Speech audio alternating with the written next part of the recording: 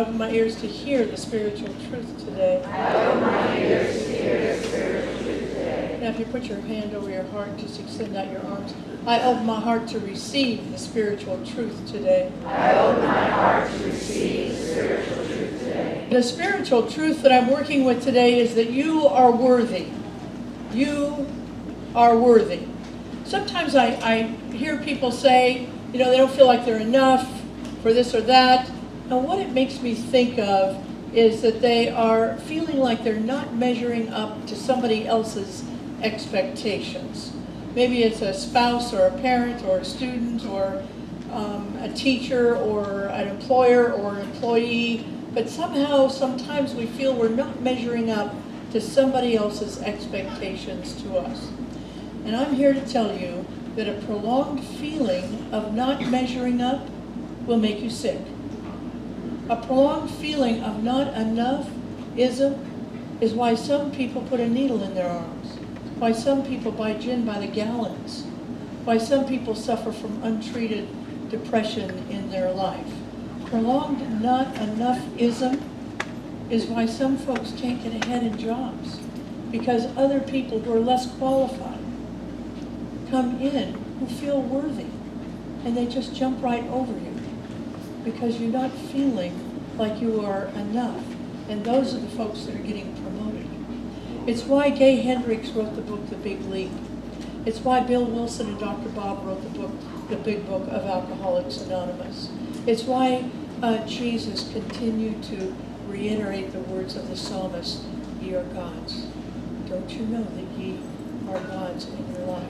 See, our work is not to try and work harder to become something else. It's to try to become clear about who we actually are. That we are the understanding that we are the representation of God on the planet with all of the power that we could fit into this mind and in this body. And even more than that in our lives. Our work is to stop analyzing what happened. Our work is to stop trying to figure out why we don't feel like we're enough. If you spend one more nanosecond blaming your parent, blaming society, blaming a teacher, blaming anybody else in your life, you're simply delaying your spiritual growth. You're delaying your good in your life. It's precious time that could be spent on moving from being a victim into being victorious in your life. And I'm here to tell you that a life of victory is a life of abundance. It's a life of creativity. It's a life of deep connection with not only your soul, but with the soul of one another on the planet. It's a much better life. Many people, and some of the people in this room, had really terrible childhoods, and yet they were able to lead successful lives because they were able to understand who they were on the planet. Others of us actually had fairly decent childhoods, but we managed to turn our adult lives into total chaos. And the truth is, although there were many people along the way who helped us to live successful lives, it had to initially come from us.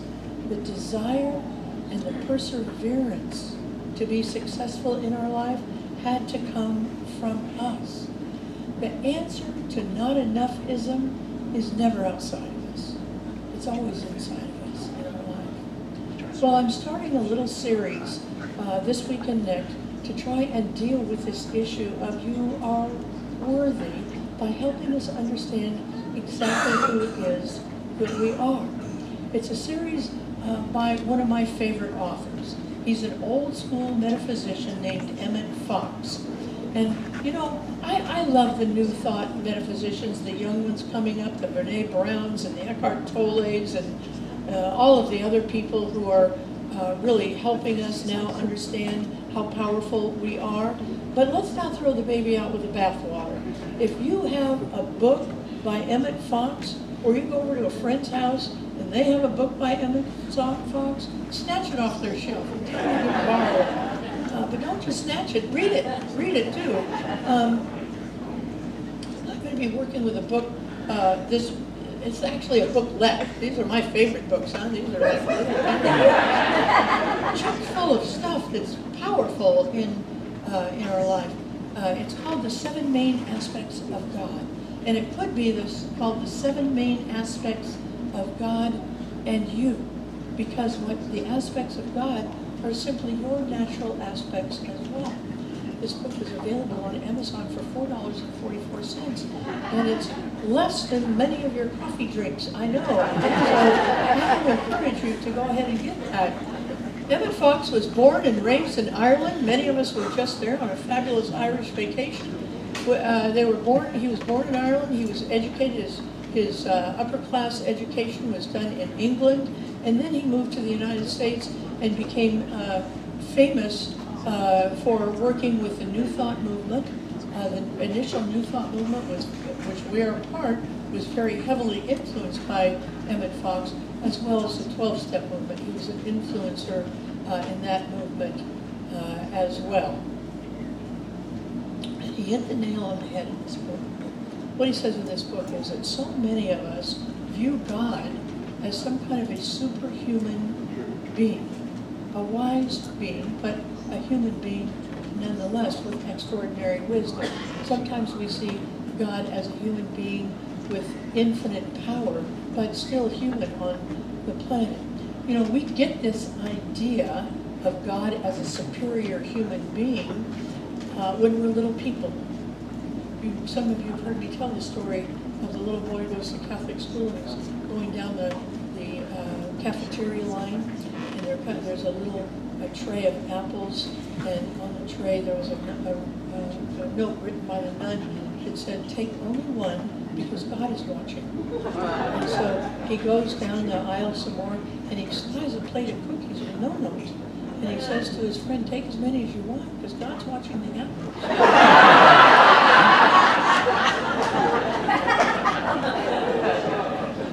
That's only one of the ideas. You know, when we're little kids, we look at the street out in front of our house and we think it's the biggest, we think it's a boulevard, we think it's a highway when we're little kids, don't we? We look at a 2-story building, we think it's a skyscraper because we have this idea. Well, the same thing is true how we feel about God in our life. Now, the thing is, we begin to grow up, and when we grow up, we look at our road outside and we see it's just a normal road. We look at a 2-story building and we see it's just a 2-story building. It's not a skyscraper indeed. But unfortunately, although we change our thinking about those things, often we don't change our thinking about God. We still see God as a superior human being, a man or a woman in the sky, with some great attributes. It's as if I tried to fit into these little shoes. These shoes were appropriate for me when I was 3 years old. They're not appropriate for me, and I'm not going to tell you what age, but as a mature woman, they're not appropriate. So today I want to talk about God. I want to talk about the aspects of God. Now, I've heard from many of you in the past that please don't use the word God. Please find another word. I hate that word God. Okay, I've tried to train myself, honestly I have, to use another word, but I can't. I can't. Know in your heart, you get to retranslate. For a while, I was doing all the work trying to retranslate for you so that your little ears wouldn't be offended. Now, you have to translate yourself, okay? Take responsibility. You can call it anything you want, Allah, Elohim, Sam, Jane, I don't care, but I'm going to call it God today. Now, but be clear, even though I'm going to be talking sometimes about he and her, he and she, I'm not talking about her and him. I'm not talking about an individualized God in the sky. See, because you can't actually describe God, because anytime you put any words around God, you've just limited God. And God is an unlimited essence. There is no language that can contain this essence, this power for good in the universe. So the aspects of God that I'm going to talk about this week and next week, they've been around for 1 billion years. And they're going to be around for 1 billion more years. They don't change. They're unchanging. So the first aspect of God that I want to talk about is that God is life. God is life. Steve, will you put that slide back up? We're going to just anchor this understanding that God is life by repeating this 3 times together. There's only one life. That life is God's life. That life is perfect. That life is my life now. There is only one life. That life is God's life. That life is perfect. That life is my life now. There is only one life. That life is God's life. That life is perfect. That life is my life now. You all have that in your bulletin. I want you to commit to yourself that you will read that every morning when you get up. Just go ahead and read it. Don't think about it. Don't say, oh, is this going to work? Just read it every single morning. See, God is not just living. God is life.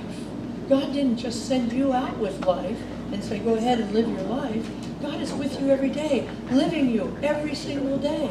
There's nobody in this room that's telling its heart to beat. There's nobody in this room that's telling its lungs to fill up and then release. That's God inside of us. God is life every day, working with us and all of the things around us as well. Our work. Now this is going to get a little wooer than I usually get, but I want you to take it into your heart. This is real metaphysics here. Our work is to speak life into everything we do. And when I say speak life, I'm talking about speaking the word life into everything that we do. You know, when we're sick or we're scared, speak the word life into it. Just whisper life. When you're, many people have heard the teachers, often elementary school teachers, will take 2 plants into the classroom and they'll have the kids talk sweetly to one plant and then just ignore another plant. And we all know that the plant was spoken to is this plant that flourishes. We want you to speak this word life into everything that you do. Emmett Fox asks us, every time you're in an emergency room, look not only for yourself, but maybe you're there for somebody else, or whatever reason you're there for, look at every face in that emergency room and silently, to yourself, speak life. Life into that person, into that situation. If your child is moving into depression, speak life into your child. Silently into yourself. Life. Try it. See. Because here's what he says. Maybe you've got a project that's stuck. Speak life into life. So what we want you to do this week is try it and see what happens. But the most important thing after you speak life into it is to sit to watch what's happening. Look for changes. See the changes that will come about from this simple spiritual practice, life into that situation in your life. The second truth, so the first one is God is life. That's the aspect of God and you. The second aspect is God is truth. God is not truthful only. God is truthful, but it's not that truth. God is truth. Now remember, today's spiritual principle is you are worthy. You are enough. If we understand the truth of who we are and how much power we have, we will leave this nonsense of not enoughism just, out the door. When God is talking about truth, it has nothing to do with external relative conditions. Nothing. It has only to do with the truth that is inside of you.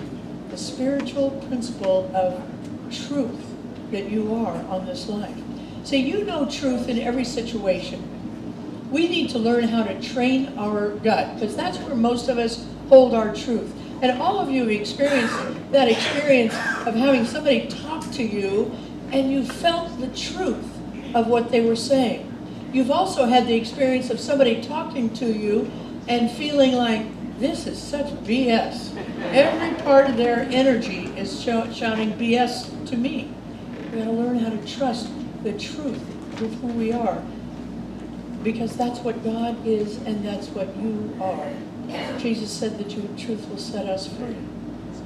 That simply means the truth that we are as whole, perfect, and complete, enough worthy people will set us free in this life. But in order to do that, we've got to excavate some of the stuff that isn't truth in our life. You know, Catholics had a good idea when they started confession. They don't do it as much anymore. But when I was a little girl and it was time for my first Holy Communion, I was 6 years old, and you had to go to confession before you could go to communion.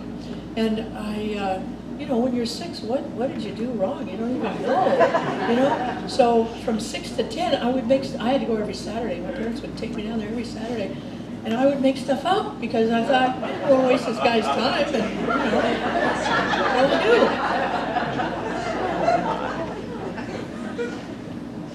do? So I'm not a big proponent for children, but for adults, getting the secrets out. Excavating that stuff that is unlike the presence of God in you. Getting it out into the light of day is so powerful. You know, the 12 steps have a 4th step, and the 4th step is built on this idea we are only as sick as our secrets. And if we can get it up and get it out, we can begin to heal from it and begin to feel the power that we are in our life. The third aspect of God that I want to talk about is God is love. And we teach that a lot here. We sing about it a lot. We pray about it a lot. We believe it a lot. We worship it a lot. God is love. That's who God is. There's no shaming, blaming God in the sky. There's just love. And when we can begin to embrace that, then we embrace the love that is within ourselves. Emmett Fox said of all of the aspects of God, it's all 7, there are, of course, more than 7. He just wrote about the 7 main aspects of God. He said of all of them, this one is the most important for us to get, because there is no condition that love will not heal. There is no condition that love will not heal in our life. Those of you who have taken foundations with me know that our spiritual mind treatment is just all about this. It's about knowing that God's done God's job, that everything we're seeking is seeking us right now, and that we have to open up the channels of love and get rid of whatever is in the way of our manifestation. We ask ourselves to embrace this idea that God is love, and therefore we are love, with the same conviction that you embrace 2 and 2 is 4. Or Chicago is in Illinois. You know that. And that's the level of conviction that we want you to have when you embrace this notion that God is love. If we can live with that, then what comes back to us is a whole different experience. Let me share with you something out of this book. You probably know this old story of a stranger who settled in a town and asked his neighbor, "What are the people around here like?" The neighbor, a Quaker, replied quietly with a question, "What are the people like where you came from?" The newcomer answered, "I've come from," and it was blank. "The people there were very mean and dishonest." The Quaker answered, "I'm afraid we'll find them all here."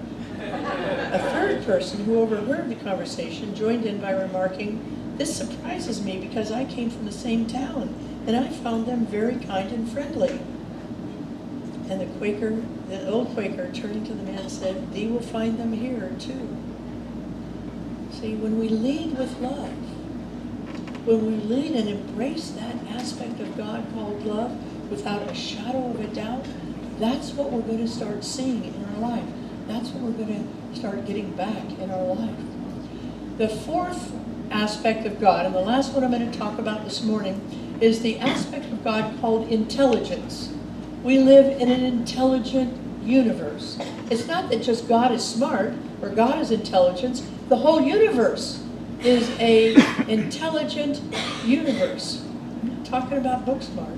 I'm talking about that way the universe is put together is so intelligent, and we are a part of that intelligence. When we realize that we live in an intelligent universe, that's when we start letting go of not-enoughism. That's when we start letting go of not perfect. You know, an engine that is made, if it's made properly, there are no extra parts. There's just the engine, and it hums along and works perfectly. That's true of you and I as well. There were no extra parts. We've added all that extra stuff to us. We were the perfect engine when we first came here.